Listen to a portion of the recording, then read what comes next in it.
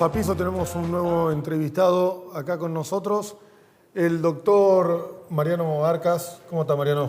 Hola, ¿cómo estás, Franco? Bien, ¿y vos? Buen día, muy bien, muy bien. Muchas gracias por la invitación. Bueno, Mariano, especialista en Derecho Penal, queríamos charlar sobre... vamos por parte. Primero, contextualizar el conflicto que hubo la semana pasada con los adolescentes en la calle pleno centro tucumano. Paralelamente, bueno, se veía policía en el conflicto que no estaba actuando. Lo primero que pensé yo cuando lo vi, dije, bueno, son 100 chicos, 3 policías, yo tampoco me meto, por más que sea la policía. Pero después tenemos un decreto del gobernador diciendo que la policía sí puede intervenir. Y después empezaron todas las, si se quiere, secuelas del decreto del gobernador, donde la gente decía, puede, no puede, se puede, ¿qué se hace? ¿Cómo se actúa en ese caso, Mariano? Bueno, en primer lugar hay que entender que la policía siempre puede actuar cuando ve algún tipo de situación que puede involucrar un delito, que es sin importar la edad, sin importar la edad, porque son casos de flagrancia, o sea, son Bien. cuando uno lo agarra con las manos en la masa. Bien. Entonces la policía puede intervenir. En el caso en particular que se vieron esos videos, sí es verdad que la policía estuvo desbordada, pero no porque no podía actuar, sino porque eran 2 policías contra casi 100 chicos. Claro, y obviamente corría el riesgo la seguridad del policía. Pero igual en los videos se ve tratando de intervenir Sí. al personal policial con la gente más cercana. Entonces no es una cuestión de poder o no poder actuar, sino de tener los medios para eso. Lo que lo habilita a actuar al policía es el Código Procesal Penal de Tucumán y obviamente la Constitución Nacional y Provincial de Tucumán. En el Código Procesal Penal, específicamente en el artículo 233, habilita a los funcionarios policiales a aprender a cualquier persona que vean cometiendo un delito. Bien. Obviamente después hay otras aristas, en el caso de que sea un menor de edad, que se lo debe poner a disposición de un juez de menores, pero ya está habilitado el policía. A ver, vamos para que la gente entienda. La policía llega, los chicos se están peleando.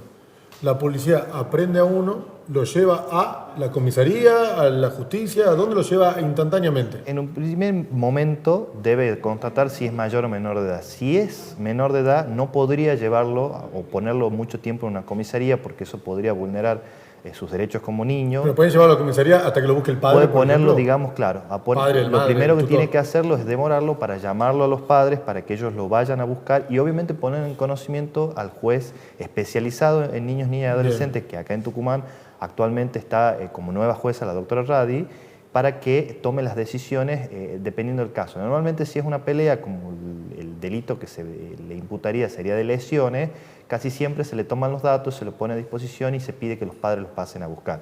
Nunca entra al calabozo, queda sentado en una sillita en la comisaría hasta que llegue un tutor a buscarlo. No, jamás debería entrar en un calabozo. Aún en el caso más grave, el menor de edad debería ser destinado a otro establecimiento en donde esté en condición de detenido, pero sin compartir con el resto de la población carcelaria, que obviamente son mayores de edad, capaz que tienen más delitos cometidos. Es un ambiente en donde no solamente es perjudicial para él desde lo físico, sino también desde lo emocional, porque lo puede contaminar de alguna manera. ¿La policía lo puede esposar?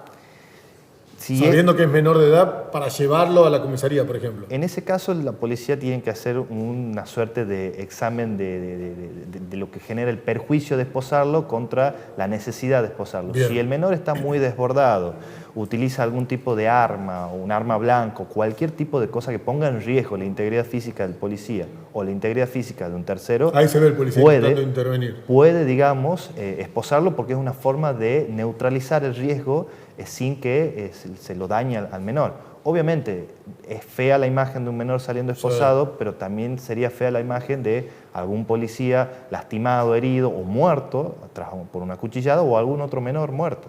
Entonces es una forma de neutralizar el riesgo sin poner en peligro la vida del mismo policía o de terceros. Vamos al decreto de Jaldo. Jaldo salió al otro día, si no me equivoco, del conflicto y dijo, los menores, no importa si son menores o mayores, van a ir detenidos. Después se decía que lo que dijo el gobernador no era literalmente reflejado lo que estaba en el decreto. ¿Cómo es en ese caso? En realidad lo que importa es lo que está en el decreto, más allá de las interpretaciones que el propio gobernador puede haber dado, él pone específicamente el decreto que se los instruye a detenerlos y eso es el mayor problema que reside ahí, es que es el Poder Ejecutivo el que le está dando una habilitación, entre comillas, para detener o aprender a personas cuando no puede ser el gobernador.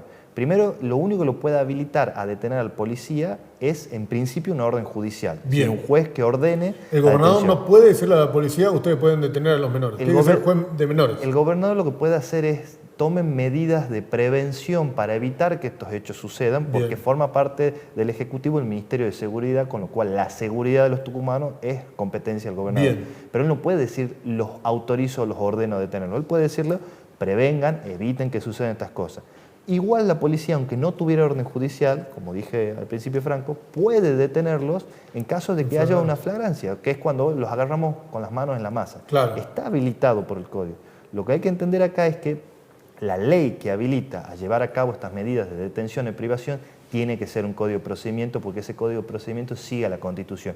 No hay otra norma que lo reemplace. Bien. Cuando existe una norma como un decreto, está, digamos, metiéndose en un ámbito del gobernador que no le compete, que es el ámbito legislativo. Bien. Puede, digamos, mandar una instrucción general como diciendo, instrúyase a los policías a que lleven a cabo las medidas de prevención necesarias para evitar este tipo de acontecimientos. Eso hubiera sido la redacción clara. Sin embargo, hay como una suerte de orden directa, porque lo dice el primer artículo del decreto, de detenerlos. Y vamos al caso que la policía le hace caso al gobernador y al otro día los detiene. Legalmente alguien puede caer contra el policía, bueno, contra el policía no porque están en flagrancia, pero contra el gobernador por darle la orden de detenerlo. En realidad habría que ver el caso particular si realmente se dan los supuestos de flagrancia. Si hay flagrancia, es decir, cuando es encontrado cometiendo el delito, huyendo del lugar de los hechos, claro, o con algún tipo de rastro del delito, por ejemplo, se robó un televisor y lo veo cargando el televisor, la flagrancia está expresamente establecida en el Código Procesal Penal y está fundada en la Constitución Nacional, en particular en el artículo 18 de la Constitución Nacional. Ahora, si a través de ese decreto la policía comienza a hacer detenciones sumarias sin ningún tipo de fundamento, causa probable o autorización judicial, y está violando la ley. ¿El decreto es exclusivamente para los conflictos en la calle de menores o es la policía puede detener menores y puede tomarlo para dentro de un mes cuando un policía detenga a un menor diga no, está el decreto del gobernador? ¿Qué vigencia tiene o qué alcance? El problema del decreto es que técnicamente de lo que es la distribución de poderes no tiene ningún tipo de vigencia legal porque el gobernador no puede determinar cuáles son los supuestos de detención. Eso lo determina el legislador y lo pone en un código de procedimiento que hoy por hoy está vigente a través de la ley 8933 y el artículo 233 que establece la aprehensión. Después, las interpretaciones que dé la policía, ahí donde entramos en una zona en donde no deben caer en los grises la policía. La policía sabe, como miembros de la Fuerza de Seguridad, que deben hacer cumplir la ley. Y la ley, la única ley vigente es el Código de Procedimiento de la provincia de Tucumán, en el ámbito penal, la Constitución Nacional y la Constitución Provincial. Deben atenerse a eso para evitar cualquier tipo de represalias o cualquier tipo de consecuencias jurídicas a los miembros de la Fuerza de Seguridad, pero también el gobernador para evitar entrar en una pelea de injerencias no permitidas. O sea, cuando el Ejecutivo se mete en ámbitos del Legislativo o en ámbitos del Poder Judicial, empieza a haber una injerencia no permitida por la Constitución. Los poderes se sostienen o se hacen como contrapesos para balancearse y mantenerse equilibrados porque cada uno tiene su función. Bien. Entonces, ¿el Ejecutivo tiene que hacer su tarea de seguridad? Sí, pero tiene que prevenir. La prevención no puede implicar que el gobernador ordene una detención porque si no nos retrotraemos a épocas bastante más oscuras en las cuales el propio Ejecutivo ordenaba las detenciones sin intervención del judicial. ¿El chico detenido le genera antecedentes? Depende, digamos, si este proceso en qué termina. Normalmente se está tratando de que los procesos contra menores por delitos leves, como lesiones, como incitación a la violencia o intimidación pública, que es lo que se estaba haciendo por mensajes para llamar a estas peleas, terminen en algún tipo de proceso en el cual no genere ningún tipo de antecedentes, como una conciliación, una mediación penal, capaz con una suspensión del proceso a prueba que tiene que cumplir una regla de conducta, hacer terapia, hacer cursos, trabajo comunitario. Ahora, si la causa es más grave, por ejemplo, si un menor asesina a alguien, obviamente eso va a terminar probablemente en un juicio oral y solamente sería antecedente en sentido estricto si de ese juicio oral sale una condena, es decir, es condenado a una pena de prisión y esa condena queda firme, o sea, nadie la apela, nadie la recurre, entonces ahí sí quedaría un antecedente. Si no, es solamente un proceso abierto y lo que se trata es, para no perjudicar a los menores, que ese proceso termine de una forma alternativa a lo que es el juicio oral. El jueves, posterior al conflicto, hubo cacheo a menores y revisión, si se quiere, de mochilas en la escuela. ¿Está permitido? ¿No se puede? Lo que sucede es que cada requisa, el Código Procesal Penal de Tucumán también establece los requisitos para hacer una requisa, porque las requisas normalmente se hacen sin orden. Bien. Es decir, yo te cacheo, digamos, para ver si vos tenés algún tipo de arma, algún rastro del delito, tenés, no sé, el celular que te has robado. Claro. Pero sí está establecido lo que es una suerte de sospecha suficiente para creer que esa persona tiene algo vinculado con el delito o está por cometer un delito, y que tiene su, digamos, correlato judicial, que es fundamentarle después que lo que obtuvo de esa requisa, uno tiene una causa probable para requisarlo. Es decir, si yo te veo a vos en los videos y veo que has uno que has peleado y que además decís, yo la próxima vez te voy a matar Claro. con un cuchillo, y te vuelvo a ver en la calle, te veo entrando al colegio, bueno, tengo una suerte de causa probable porque tengo un antecedente de filmación en donde vos decís que vas a traer un cuchillo Claro. la semana que viene. Entonces, puedo requisarte porque existe una causa probable, una sospecha bastante. Ahora, si yo hago requisas así, al voleo, por así decirlo vulgarmente, Ahora entran 3 policías y nos requisan. y ya empieza a ser una vulneración a mi intimidad. O sea, Bien. ¿qué motivos tiene la policía para requisarme a mí? Ninguno, digamos, porque no le estoy dando motivos. Ahora, ¿qué motivos tiene para requisar a un menor? Tampoco ninguno, porque el menor está entrando a un establecimiento educativo a los fines de ser educado. Obviamente, si ese menor es identificado en el video, ya es diferente. Ahora, si la requisa es generalizada a todos por las dudas, y ya empieza a meterse en la intimidad y ya no puede ser algo permitido, Bien. porque el código no lo establece así. Y eso hay que ser muy claro, y perdón que lo reitere tanto. Sí. El Código de Procedimientos Penales es la norma que debe regir al policía. Bien. No un decreto, no una resolución. Una conferencia de prensa, nada. Es sí o sí el Código de Procedimientos, porque ese Código de Procedimientos fue legislado y fue elaborado siguiendo la Constitución Nacional de la Argentina y la Constitución Provincial, que es nos protege a todos, es un manto de protección para todos, aún para el propio policía. Se está hablando a nivel nacional de la baja de imputabilidad, de la ley de imputabilidad. Lo quieren llevar a, tengo entendido, jóvenes de 14, 13 o 12 años. ¿Está de acuerdo con esto? Sí, no, ¿por qué? Es un tema muy delicado, sobre todo cuando hablamos de las víctimas de los delitos cometidos por menores de edad. Lo cierto es que porcentualmente los delitos cometidos por menores de edad no superan entre el 5 al 7%. Es decir, Claro. en la masa de delitos que se cometen en la nación argentina, un 5%, un 7% se cometen con menores o utilizando a menores de edad. El porcentaje no es tan alto como para que genere una política legislativa que haga que todos los menores caigan. Claro. El problema está en que eso hay que explicarlo de una manera racional a las víctimas Claro, a la víctima del delito. víctima del delito, para decirle que en realidad la solución no está en la baja de imputabilidad, porque eso es solamente, digamos, empezar a condenar cada vez más delitos, sino en trabajar cuáles son las causas que producen que esos menores de edad cometan delitos. Cuáles son los motivos que llevan a que un menor que debería estar escolarizado, que debería estar volviendo a su casa para jugar a los videojuegos, para ver televisión, está cometiendo un delito. Y las causas son muchas.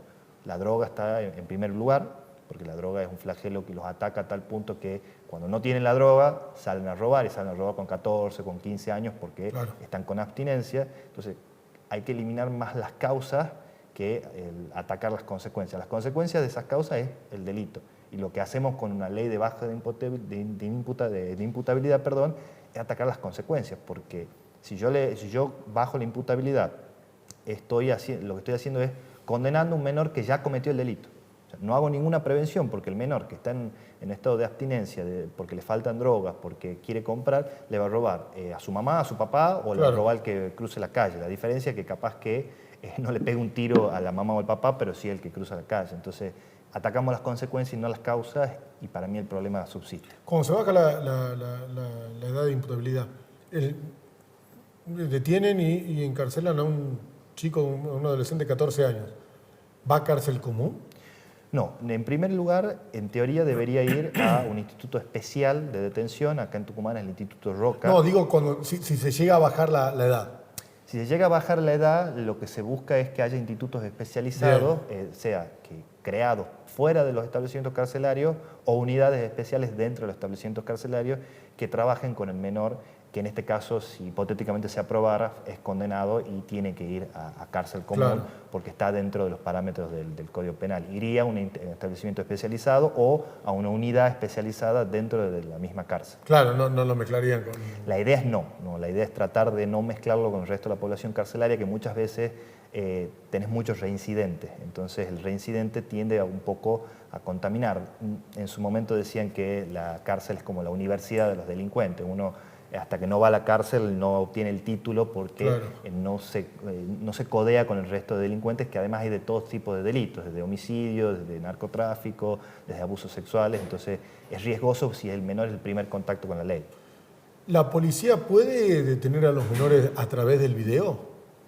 Lo que podría hacer la policía es pedirle al fiscal que investiga estos hechos que los identifique, pero en teoría este tipo de delitos no ameritaría, digamos, una detención porque no hay una gravedad. Lo que podría hacer es detenerlos en caso de que considere que es inminente el peligro de un nuevo conflicto y una forma de evitarlo y de destrabarlo, pero deben contar con una autorización judicial, en especial porque hoy por hoy en Tucumán tenemos tres jueces especializados en niños, niñas y adolescentes que podrían brindar la autorización y en algunos casos lo han hecho. No van a una cárcel común, a veces van al Instituto Roca o a veces están con arresto de domicilio en sus casas, claro, pero de esa forma se desactiva el conflicto.